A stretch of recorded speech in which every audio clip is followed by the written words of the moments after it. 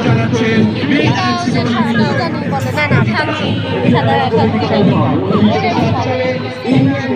আনুষ্ঠানিক যাত্রা শুরু হয়। বর্তমানে সারা পৃথিবীতে একটা একসঙ্গে রয়েছে বেশি স্থান দিয়ে এই সংগঠনটি